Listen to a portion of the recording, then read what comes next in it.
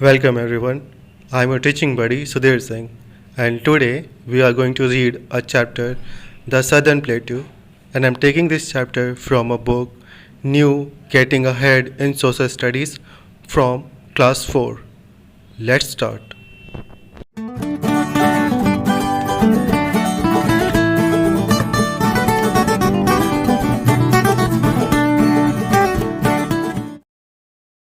Okay, chapter number 6, The Southern Plateau.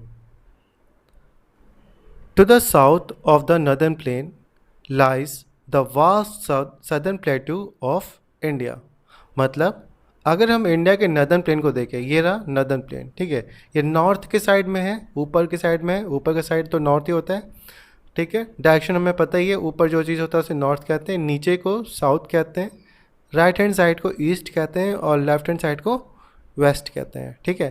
तो ये जो प्लेन है ये हमारे किधर है, नॉर्थ के डायरेक्शन में है, तो इसको हम लोग क्या कहते हैं, नर्दर्न प्लेन्स, ठीक है। अब इसी नर्दर्न प्लेन के अगर हम नीचे देखें, नीचे मतलब साउथ में देखें, तो इंडिया का क्या होगा, बहुत बड़ा आपको ये एक सदर्न प्लेट्यू देखने को मिलेगा, ठीक है। वही चीज़ यहाँ पे लिखा हुआ है, to the south of the northern plains, मतलब नर्दर्न प्लेन के अगर हम साउथ में देखें, मतलब नीचे देखेंगे, इधर यहाँ पर नीचे में देखेंगे, तो हमें क्या दिखेगा, इंडिया का बहुत बड़ा सदर्न प्लेट्यू देखने को मिलेगा, ठीक है। चलिए अब आगे क्या कह रहे हैं, as you can see in map it is triangular in shape. अब आप देखिए ये आपको कैसे दिख रहा है, ये जो सदर्न प्लेट्यू है ट्रायंगुलर इन शेप में दिख रहा है ना। एक यहाँ से ऐसा करके लाइन आ रहा है, फिर एक यहाँ से ऐसा करके लाइन आ रहा है, ठीक है, और फिर ये आपका कुछ यहाँ से इस तरीके से, ये भी आपका सदर्न प्लेट्यू के अंडर आता है। ये इस तरीके से आ रहा है, तो ये किस शेप में आ रहा है, आपका ट्रायंगुलर शेप में आ रहा है, ठीक है। तो क्या कह रहा है कि आपका जो सदर्न प्लेट्यू है वो ट्रायंगुलर इन शेप में आपको देखने को मिलेगा, and covers a large part of India, और ये इंडिया का लार्ज पार्ट को क्या करता है, कवर कर रहा है, ठीक है। ये दिख रहा है ना, पूरा यहाँ से लेके ये पूरा यहाँ से स्टार्ट हो रहा है और ये पूरा नीचे तक यहाँ तक कवर कर रहा है। तो वही चीज़ कह रहा है कि it covers a large part of India. The land here is Rocky and uneven. अब यहाँ पे जो लैंड होगा, मतलब यहाँ पे जो लैंड होगा, जो ज़मीन होगी, वो क्या होगा, रॉकी होगा, मतलब पत्थर भरे ज़मीन होंगे, या फिर अनइवन, मतलब ऐसे ऊबड़ खाबड़ ऊपर नीचे जो होता है ना, ऐसा करके रास्ता होगा यहाँ पर, ठीक है। चलिए अच्छा, अब सबसे पहले ये आता है कि ठीक है, हमने ये जान लिया कि अगर नॉर्थ प्लेन के अगर हम साउथ में देखेंगे तो हमको इंडिया का क्या बहुत बड़ा सदर्न प्लेट्यू देखने को मिलेगा, ठीक है, जो कि ट्रायंगुलर इन शेप में होगा और इंडिया का बहुत बड़ा पार्ट को कवर किया होगा, ठीक। ये सारी चीज़ें हमें समझ आ गई।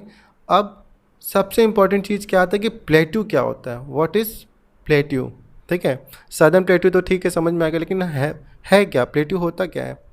तो ये देखिए प्लेट्यू, ये आपके चैप्टर 1 पेज नंबर 3 में आप देखेंगे तो ये पेज आपको देखने को मिल जाएगा। यहाँ पे लिखा है, a large area of land that is higher than the surrounding and more और less flat at the top is known as plateau, ठीक है।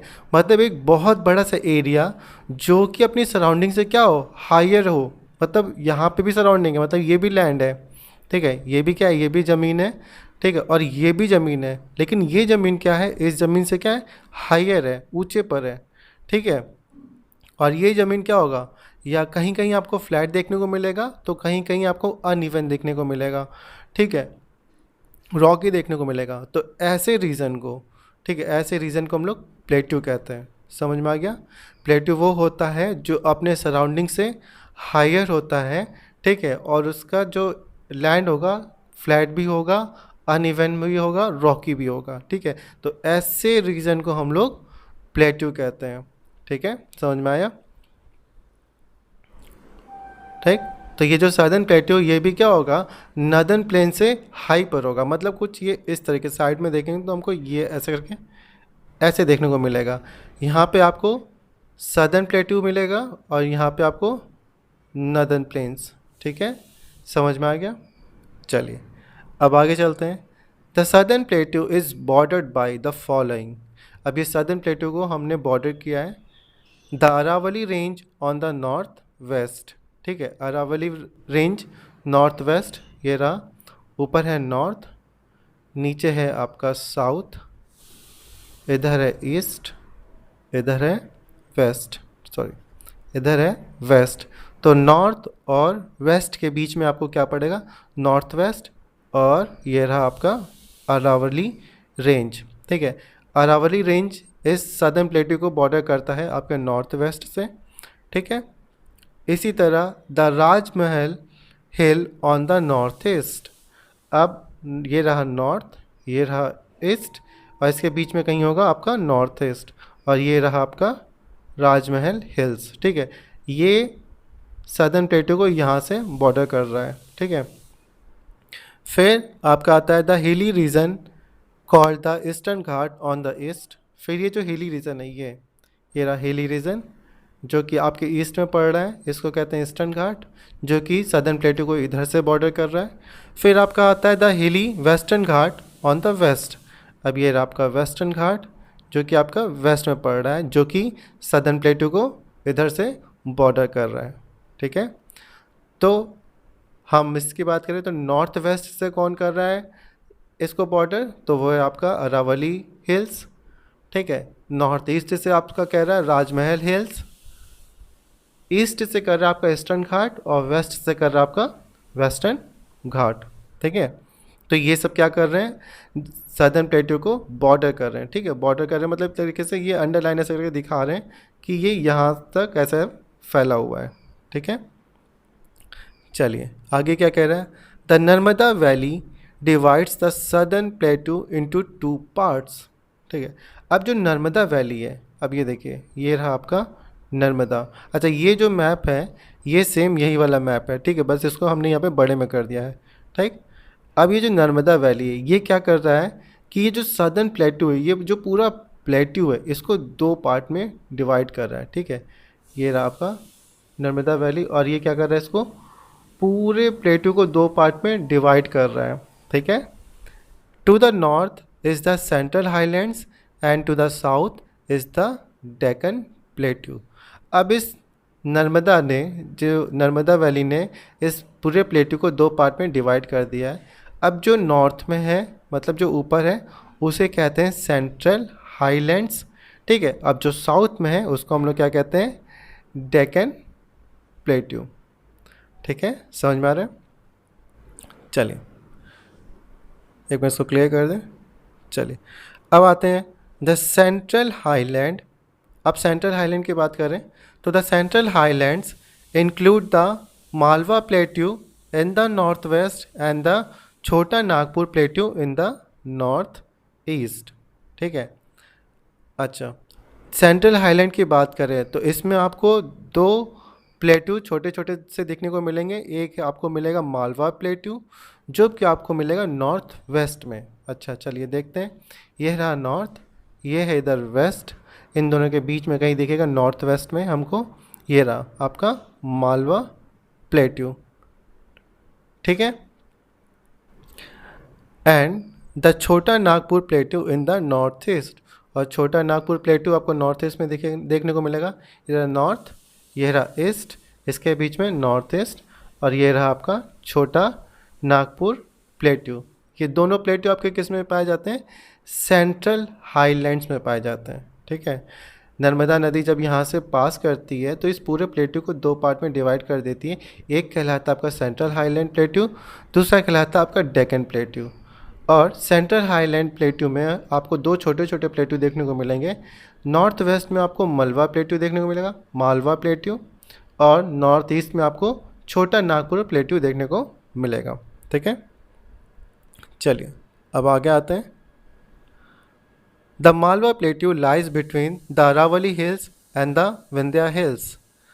अब जो मालवा प्लेट्यू है वो कहाँ लाई करता है, अरावली हिल्स और विंध्या हिल्स के बीच में। ठीक है, ये रहा आपका अरावली हिल्स और ये रहा आपका विंध्या हिल्स, और इसी के बीच में आपका क्या लाई कर रहा है, मालवा प्लेट्यू। ठीक है, it includes part of Rajasthan and Madhya Pradesh. ठीक है, अब ये जो मालवा प्लेट्यू है इसका कुछ पार्ट आपको राजस्थान में भी देखने को मिलेगा और कुछ पार्ट आपको मध्य प्रदेश भी देखने को मिलेगा, ठीक है। Some important cities in the region are Gwalior, Indore and Bhopal. अगर हम लोग कुछ इंपॉर्टेंट सिटी की बात करें, जैसे कि आपका ग्वालियर हो गया, इंदौर हो गया, भोपाल हो गया, तो ये सब आपको इधर ही मालवा प्लेटू के पास में ही देखने को मिलेगा, ठीक है। अभी हम इसको क्लियर करते तो आपको दिखेगा भी, ये देखिए, ये रहा भोपाल, ठीक है, दिख रहा है ना, ये मालवा प्लेटू के पास ही ये आपको देखने को मिलेगा, ठीक है। इंदौर, भोपाल और आपका ग्वालियर, ये सब आपको मालवा प्लेटू पे ही देखने को मिलेगा, ठीक है। Next, the Chota Nagpur प्लेटू includes much of Jharkhand and part of Odisha, Bihar and Chhattisgarh. अब छोटा नागपुर प्लेटू की बात करें, मतलब इसकी बात करें, ठीक है, इसकी बात करें तो इसका ज़्यादातर पार्ट कहाँ पे होगा, आपको देखने को मिलेगा झारखंड में, ठीक है। छोटा Nagpur प्लेटू includes much of Jharkhand, मतलब कहने क्या है कि जो छोटा नागपुर प्लेटू होगा इसका ज़्यादातर पार्ट आपको झारखंड में देखने को मिलेगा, and parts of Odisha, Bihar and Chhattisgarh, और इसके कुछ पार्ट आपको ओडिशा में भी देखने को मिलेंगे। मतलब ये छोटा नागपुर इतनी दूर तक फैला है, ठीक है, मतलब कि ओडिशा में भी आपको देखने को मिलेगा, बिहार में भी देखने को मिलेगा और छत्तीसगढ़ में भी देखने को मिलेगा छोटा नागपुर प्लेटू, ठीक है। It is rich in minerals like coal, iron, mica and manganese, ठीक है।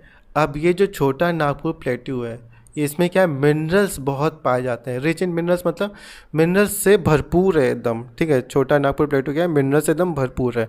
और कौन कौन से मिनरल पाए जाते हैं छोटा नागपुर में, ये इंपॉर्टेंट है, इसे ध्यान रखिएगा। इसमें कौन कौन से मिनरल्स पाए जाते हैं, तो कोल, आयरन, मिका एंड मैग्नीज पाए जाते हैं, ठीक है। जो छोटा नागपुर प्लेटू है, ये रहा आपका छोटा नागपुर प्लेटू, जो कि नॉर्थ ईस्ट में पड़ता है सेंट्रल हाईलैंड के, ठीक है। ये इसमें मिनरल्स बहुत पाए जाते हैं, रिच इन मिनरल्स है ये। और इसमें कौन कौन से मिनरल पाए जाते हैं, तो वो आपका कोल होगा, आयरन, मिका एंड मैग्नीज, ठीक है। Important coal mines are present in Giridih, Bihar, Jharia, Jharkhand and Raniganj, West Bengal. और अगर हम कुछ इम्पॉर्टेंट कोल माइंस की बात करें, इम्पॉर्टेंट इंडिया का जो सबसे इम्पॉर्टेंट कोल माइंस है, मतलब जिससे ऑलमोस्ट पूरे इंडिया में कोल पहुंचता है, तो वो आपको देखने को मिलेगा बिहार में, बिहार के गिरिध में, ठीक है। झारखंड के झरिया में देखने को मिलेगा और वेस्ट बंगाल के रानीगंज में देखने को ये आपको मिलेगा, ठीक है। चलिए अब आगे बढ़ते हैं। 2 of India's largest steel plants are located at Bokaro and Bhilai, ठीक है। अब इंडिया का 2 सबसे बड़ा स्टील प्लांट, ठीक है, इंडिया का 2 सबसे बड़ा स्टील प्लांट आपको एक बोकारो में देखने को मिलेगा और एक भिलाई में देखने को मिलेगा, ठीक है। मतलब इंडिया के पास 2 सबसे बड़े स्टील प्लांट हैं जहाँ पे स्टील का प्रोडक्शन होता है। एक तो हो गया आपका बोकारो और दूसरा हो गया आपका भिलाई, ठीक है। आगे, पन्ना इन Madhya Pradesh has diamond mines, ठीक है। अब मध्य प्रदेश में एक जगह है जिसका नाम क्या है, पन्ना है, ठीक है। मध्य प्रदेश में एक प्लेस है जिसका नाम पन्ना है। वहाँ पर क्या होता है, डायमंड माइंस पाए जाते हैं, ठीक है। वहाँ पे सोने के खदान होते हैं, ठीक है। जिस तरीके से हम लोग छोटा प्लेट्यू में जाते हैं और वहाँ से जो मिनरल्स पाए जाते हैं, कोल, आयरन, मिका, हम लोग वहाँ से माइनिंग करके निकालते हैं।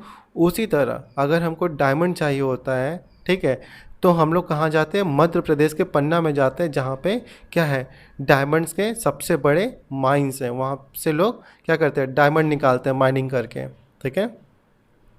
चलिए, many part of the Chota Nagar plateau are covered with forest, from which we get different kinds of wood and other forest product. आज छोटा नागपुर इतना बड़ा है, छोटा नागपुर प्लेटू जो इतना बड़ा है कि इसके कुछ पार्ट क्या है, फॉरेस्ट में कवर्ड है, ठीक है। जैसे कि मान लीजिए कि ये रहा छोटा नागपुर, ये इतना बड़ा छोटा नागपुर है, तो इतने में तो शहर बसा है। अभी जो इतना पार्ट है, ठीक है, इतने में क्या है, फॉरेस्ट ही फॉरेस्ट फैले है, मतलब जंगल झाड़ी है, ठीक है, और उस जंगल से हमको बहुत सारे डिफरेंट काइंड्स के वुड्स और फॉरेस्ट प्रोडक्ट मिलता है, ठीक है। चलिए, ये तो था आपका सेंट्रल हाईलैंड के बारे में, ठीक है, ये पूरा जो अभी तक था ये हमारा सेंट्रल हाईलैंड के बारे में था। अब आते हैं हम लोग डेक्कन प्लेट्यू, साउथ में आते हैं, डेक्कन प्लेट्यू के बारे में पढ़ते हैं, ठीक है। डेक्कन प्लेट्यू क्या कह रहा है, in the map of page number 39, यही है, सेम मैप है, ठीक है।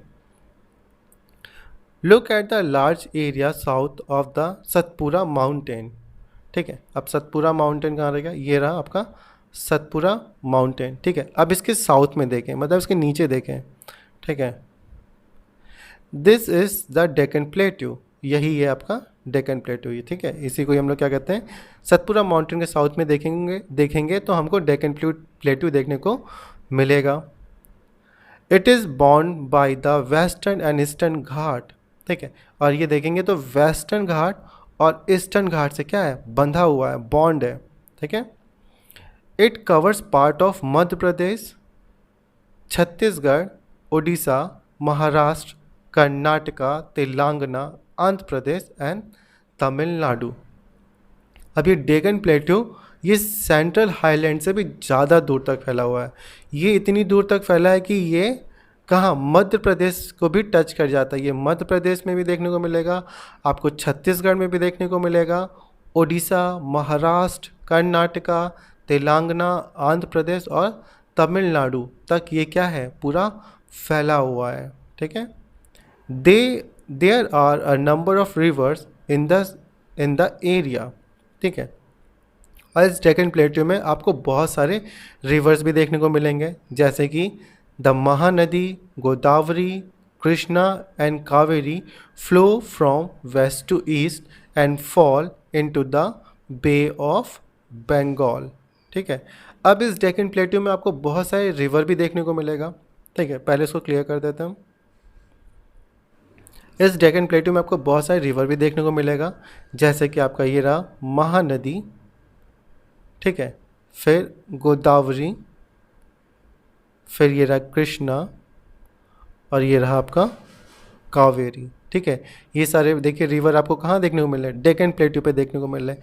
अब ये सारे रिवर क्या होते हैं, बहते हैं फ्रॉम वेस्ट टू ईस्ट, ये रहा आपका वेस्ट और ये रहा ईस्ट। तो ये किधर से बहते हैं, ये इधर से इधर बहते हैं, वेस्ट टू ईस्ट में, ठीक है। ये ऐसे करके बह रहे हैं और ये सब बह के पानी कहाँ जाते हैं, ये पूरे पानी बह के गिर रहे हैं किधर, देखिए आपको दिख भी रहा है, ये किधर बह रहे हैं, बह के गिर रहे हैं, ये गिर रहे हैं बे ऑफ बंगाल में, ठीक है। मतलब ये जो महानदी है, महानदी, गोदावरी, कृष्णा, कावेरी, ये सब देखिए, ये सब बह के किधर गिर रहे हैं, बे ऑफ बंगाल में गिर रहे हैं, ठीक है। MGKK मतलब महात्मा गांधी किशोर कुमार, महात्मा गांधी मतलब महानदी और गोदावरी, किशोर कुमार मतलब कृष्णा कावेरी, ठीक है। तो ये MGKK ये नदियाँ आपके डेक्कन प्लेट्यू में पाई जाती हैं और ये किधर गिर रही हैं, ये बे ऑफ बंगाल में गिर रही हैं, ठीक है। चलिए अब आगे क्या कह रहा है, this is because most of the land in the Deccan plateau slope from west to east. अच्छा, ऐसा क्यों होता है कि ज़्यादातर नदियाँ जो हैं कि वो बे ऑफ बंगाल में गिर रही हैं, क्योंकि ये जो नदी है, सॉरी, ये जो स्लोप है, डेक्कन प्लेट्यू का जो स्लोप है वो वेस्ट टू ईस्ट की तरफ है। मतलब कि ऐसे यहाँ पे देखो, ये रहा वेस्ट और ये ईस्ट, ये रहा वेस्ट और ये रहा ईस्ट, ठीक है। मतलब यहाँ से जो ज़मीन है वो कुछ ऐसा करके उठा हुआ है और ये इधर से ऐसा करके ढलान है, ऐसा करके। तो नदियाँ क्या है, सब पानी जो है वो यहाँ से ऐसे करके बह रही हैं वेस्ट से और वो ईस्ट में जाके बे ऑफ बंगाल में गिर जा रही हैं, ठीक है। यहाँ पे सारा ज़मीन कुछ ऐसा करके स्लोप इस तरह से बना हुआ है, ठीक है, इस तरीके से स्लोप है, ठीक है, समझ में आया। तो this is because most of the land in the Deccan plateau slope from west to east, ठीक है।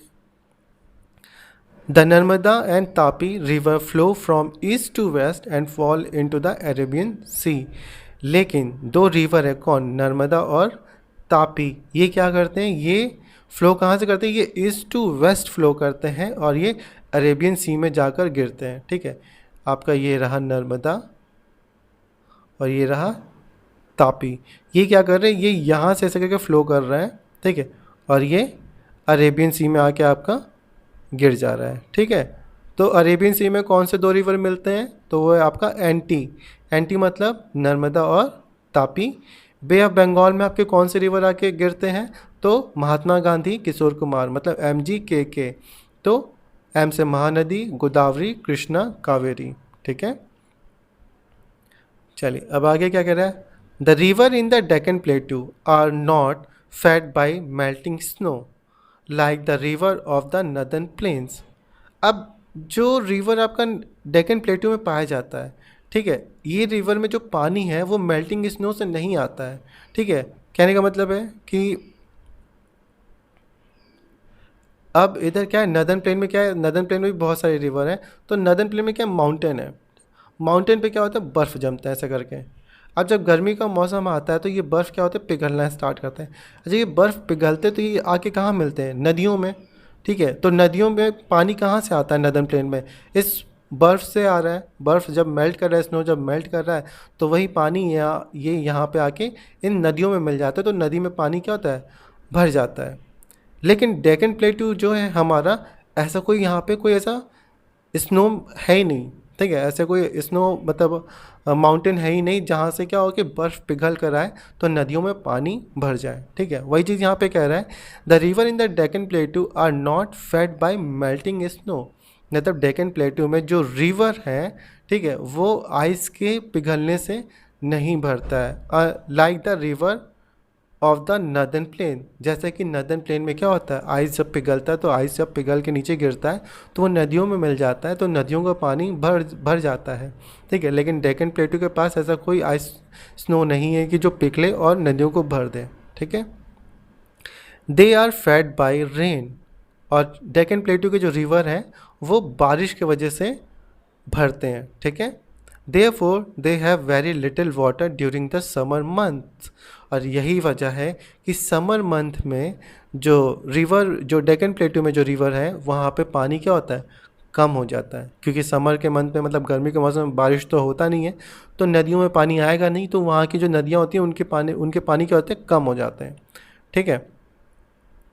आगे क्या कह रहे हैं, if the rainfall is not good they may even dry up during summers.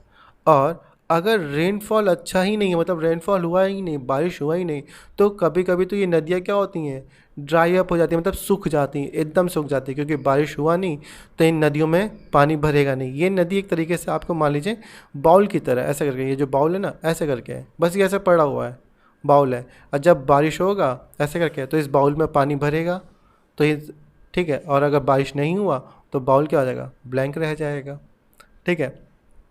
या तो लिटिल पानी होगा, कम पानी होगा, ठीक है, या तो एकदम ख़त्म हो जाएगा। तो ये जो रिवर होता है डेक्कन प्लेट्यू में, ये भी कुछ इसी बाउल की तरह होते हैं। बारिश होता है तो इस रिवर में पानी भर जाता है, बारिश नहीं हुआ तो रिवर में पानी कम हो जाता है। और कभी कभी तो क्या होता है, अगर बारिश एकदम ही नहीं हुआ तो ये रिवर क्या होते हैं, पूरी तरीके से सूख भी जाते हैं, ठीक है। Such rivers are called seasonals river. और ऐसे रिवर जो कि रेनफॉल के ऊपर डिपेंड करते हैं, अगर बारिश होगा तभी उनमें पानी भरेगा, ठीक है, तो ऐसे रिवर को हम लोग सीजनल रिवर्स कहते हैं, ठीक है। चलिए, the rivers in the region flow much faster than the river of the northern plains. अच्छा, जो रिवर्स आपके डेक्कन प्लेटू में पाए जाते हैं, ठीक है, वो ज़्यादा तेज़ी फ्लो करते हैं, ज़्यादा तेज़ से फ्लो करते हैं, ठीक है। कि यहाँ पे लिखा ना फ्लो मच फास्टर, ठीक है। जो रिवर आपका डेक्कन प्लेटू में पाए जाएंगे, जो रिवर आपके डेक्कन प्लेटू में पाए जाएंगे, जैसे कौन कौन से, गोदावरी हो गया यहाँ पे, और महानदी हो गया, फिर कृष्णा, कावेरी हो गया, इनका जो स्पीड होगा, ठीक है, वो नदर्न प्लेन में जो आपके रिवर पाए जाएंगे उनसे कहीं ज़्यादा होगा, ठीक है। Since the land is uneven they form a number of waterfalls. अब जैसा कि क्या है, लैंड अनइवन है, ठीक है। अब जैसा कि लैंड क्या है, अनइवन है, ऊबड़ खाबड़ ऐसा करके रास्ते में, तो इसके वजह से क्या होता है कि वाटरफॉल भी कई पाए जाते हैं डेक्कन प्लेटू में। मतलब जैसे कि यहाँ से पानी बहता हुआ आया, ठीक है, ऐसे करके पानी बह के आ रहा है, और रास्ते में क्या हो गया, एक पत्थर पड़ गया, तो पानी क्या अपना रास्ता बदल देगा, बदल देगा तो अब वो क्या करेगा, इधर से फ्लो करना स्टार्ट कर देगा, ठीक है। आगे तो पत्थर है तो वो जाएगा नहीं, तो ये क्या होगा, पानी इधर से फ्लो करेगा। अब हमको पता है प्लेट्यू क्या होता है, एक हायर हाइट पे जो लैंड होता है उसको हम लोग प्लेट्यू कहते हैं, ऑलरेडी पढ़ रहे थे। अब जब पानी यहाँ से बह के ऐसे आ रहा था तो लेकिन ये बहा नहीं आगे, और ये क्या हुआ, पत्थर था बीच में, रॉक आ गया तो पानी अपना रास्ता बदल दिया। अब पानी वो इधर से गिर रहा है, ठीक है। अब वो पानी क्या करेगा, इधर से फ्लो करेगा। अब ये ऊपर से नीचे गिर रहा है तो ये क्या बन जाता है, एक वाटरफॉल बन जाता है। क्या बन जाता है, एक वाटरफॉल बन जाता है, ठीक है। तो यही कह रहा है, since the land is uneven, जैसा कि यहाँ के जो लैंड है वो अनइवन है, जिसके वजह से क्या होता है, यहाँ पे नंबर्स ऑफ वाटरफॉल्स आपको देखने को मिलेंगे, ठीक है। The Jog Falls on the Saravati river in Karnataka is one of the highest waterfall in India, ठीक है। और इसी वजह से इंडिया का जो सबसे हाईएस्ट वाटरफॉल है कौन सा, जॉग फॉल्स। इंडिया का सबसे हाईएस्ट वाटरफॉल है आपका जॉग फॉल्स। ये सब चीज़ें आपको जीके क्विज में पूछा जाता है, ठीक है। तो इस सबको याद रखिएगा कि इंडिया का सबसे हाईएस्ट वाटरफॉल आपका कौन सा है, जॉग फॉल्स है, जो कि शरावती रिवर पे आपको मिलेगा। और ये शरावती रिवर आपको कहाँ मिलता है, ये आपको मिलता है कर्नाटका में, ठीक है। चलिए अब आगे आते हैं। Rivers like Godavari, Krishna and Kaveri form deltas from before flowing into the Bay of Bengal. अच्छा, जो रिवर है आपका गोदावरी, कृष्णा और जो कावेरी है, ठीक है, इधर देखिए, ठीक है। ये है ना आपकी गोदावरी हो गई, ये कृष्णा हो गया और ये कावेरी हो गया। ये बे ऑफ बंगाल में गिरने से पहले, जब ये बे ऑफ बंगाल में गिरते हैं उनसे पहले ये क्या करते हैं, एक डेल्टा फॉर्म करते हैं। डेल्टा क्या होता है, जब इधर से नदी बहती है, ठीक है, तो ये क्या होता है, बीच में ज़मीन पे होके बह रही है, तो ये ज़मीन को क्या करते हैं, कुछ इस तरीके से, यहाँ से ज़मीन आया, यहाँ पे कुछ रॉक, रास्ते में पत्थर हो गया, तो ये पानी क्या करेगा, इधर से बहने लगेगा और ये पानी कुछ इधर से बहने लगेगा। तो ये क्या करेंगे, बीच में एक ट्रायंगुलर शेप का एक बना देंगे लैंड, ठीक है। तो यही ट्रायंगुलर शेप का जो लैंड बनाते हैं, इसी ट्रायंगुलर शेप को हम लोग क्या कहते हैं, डेल्टा कहते हैं, ठीक है। इसी ट्रायंगुलर शेप को हम लोग डेल्टा कहते हैं। तो वही चीज़ कह रहा है कि गोदावरी, कृष्णा और कावेरी, ये तीनों नदियाँ बे ऑफ बंगाल में गिरने से पहले क्या फॉर्म करती हैं, डेल्टा फॉर्म करती हैं। मतलब गोदावरी इधर से बह रही है, फिर कृष्णा इधर से बह रहा है, फिर कावेरी बह रही है, तो तीनों बहते हुए यहाँ पे एक लैंड पड़ता है रास्ते में, तो तीनों जब बहते हुए यहाँ पे आते हैं तो ये कुछ इस तरीके से यहाँ पर रॉक या कुछ ऐसा पत्थर पड़ जाता होगा बीच में, कि ये नदियों का पानी क्या होता है, कुछ इस तरीके से ऐसे यहाँ से साइड से कट जाता है और बीच में एक ट्रायंगुलर शेप का एक लैंड आपको फॉर्म हो जाता होगा। तो ये ट्रायंगुलर शेप का लैंड फॉर्म होता है, इसको क्या कहने लगते हैं हम लोग, डेल्टा कहते हैं। तो वही चीज़ कह रहा है कि जब गोदावरी, कावेरी, कृष्णा बे ऑफ बंगाल में गिरती है तो ये क्या फॉर्म करते हैं, एक डेल्टा फॉर्म करते हैं, ठीक है। This areas are specially good for the rich rice cultivation. और ऐसा एरिया आपके चावल के कल्टीवेशन के लिए बहुत ज़्यादा फ़ायदेमंद होता है। क्यों, क्योंकि राइस कल्टीवेशन में जो वाटर का जो लेवल होता है वो बहुत ज़्यादा हाई चाहिए होता है, ठीक है। Large part of the Deccan plateau have black soil where cotton and sugar cane grow very well, ठीक है। डेक्कन प्लेटू का जो लार्ज पार्ट है वो कैसा है, ब्लैक सॉइल है, ठीक है। सॉइल बहुत टाइप के होते हैं, रेड सॉइल, ब्लैक सॉइल, ठीक है, बहुत सारे टाइप के सॉइल होते हैं, आपने पढ़ा ही होगा। तो उनमें से एक क्या है, ब्लैक सॉइल है। जो डेक्कन प्लेटू है इसका जो लार्ज पार्ट है वो कैसा है, ब्लैक सॉइल है, जो कि कॉटन और शुगर केन के ग्रो के लिए, कल्टीवेशन के लिए, उनके ग्रो के लिए बहुत ही अच्छा होता है, ठीक है। Dams have been built on many of these river, for example the Nagarjun Sagar Dam on the river Krishna। नदियों के ऊपर डैम भी बनाया जाता है, ठीक है, जैसे कि नागा अर्जुन सागर डैम जो कि कृष्णा नदी के ऊपर बना हुआ है। This dam store water for irrigation and provide electricity, ठीक है। और डैम हम लोग क्यों बनाते हैं, इरिगेशन और इलेक्ट्रिसिटी के लिए, ठीक है। तो यहाँ पे जो डैम बना हुआ है ये भी किसके लिए होता है, इरिगेशन और इलेक्ट्रिसिटी के लिए यूज़ में होता है। इलेक्ट्रिसिटी हम लोग प्रोवाइड करते हैं, मतलब इससे इलेक्ट्रिसिटी बनाते हैं डैम से, पानी से मतलब एक्चुअली, ठीक है। डैम तो हम लोग सिर्फ इसलिए बनाते हैं ताकि वो पानी को होल्ड करके रखें, ठीक है, समझ में आ रहा है। और इनमें से एक नागा अर्जुन सागर डैम है जो कि कहाँ पाया जाता है, कृष्णा रिवर में पाया जाता है। ठीक है, चलिए अब आता है difference between river of the northern plane and those of the Deccan प्लेटू। ठीक है, दोनों के नदर्न प्लेन और डेक्कन प्लेटू के जो रिवर्स हैं उनमें क्या डिफरेंस है। पेरिनियल मतलब क्या है कि have water through out the year. जो नदर प्लेन के जो रिवर होते हैं उसमें क्या होता है, पानी पूरे साल भरा होता है। ठीक है, अब डेक्कन प्लेटू में क्या होता है, सीजनल। ठीक है, मतलब अगर बारिश हुआ तो वहाँ पे पानी रहेगा और नहीं तो पानी एकदम कम हो जाता है, या तो ज़्यादा गर्मी पड़ गई तो पानी सूख भी जाएगा। ठीक है, स्नो फेड, रेन फेड। जो नदर्न प्लेन है यहाँ के जो रिवर होते हैं वो स्नो फेड्स होते हैं, मतलब कि स्नो मेल्ट होता है। स्नो मेल्ट होकर जो पानी आता है वो इन नदियों में जाता है, जिसकी वजह से इन नदियों में पानी भर जाता है।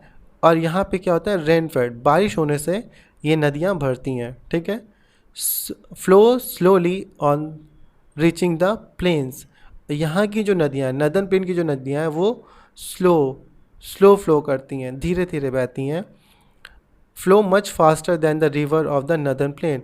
और यहाँ की नदियाँ, डेक्कन प्लेटू की नदियाँ तेज़ बहती हैं as compared to northern plain से। मतलब दुनिया में सबसे तेज़ नहीं बहती हैं। इनका कहने का मतलब है कि नदर्न प्लेन में जो नदियाँ बहती हैं उनसे डेक्कन प्लेटू की नदियाँ काफ़ी तेज़ बहती हैं। ठीक है, तो चलिए अभी इसको यहीं स्टॉप करते हैं।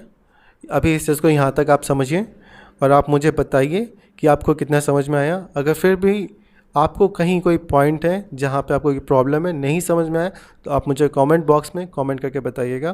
ठीक है, हम उस पॉइंट को फिर से एक्सप्लेन करने की कोशिश करेंगे। और मैंने फिर भी अपनी तरफ से बहुत ज़्यादा अच्छे से कोशिश किया है समझाने को, एंड आई एम श्योर कि आपको ये वीडियो समझ में भी आया होगा, ये चैप्टर समझ में आया होगा। ठीक है, बाकी आप एक बार फिर से रीड करिएगा, आपको आप हर चीज़ क्लियर समझ में आ जाएगा। ठीक है, चलिए फिर इस वीडियो को यहीं स्टॉप करते हैं। And thanks for listening, keep studying, keep smiling, see you guys soon.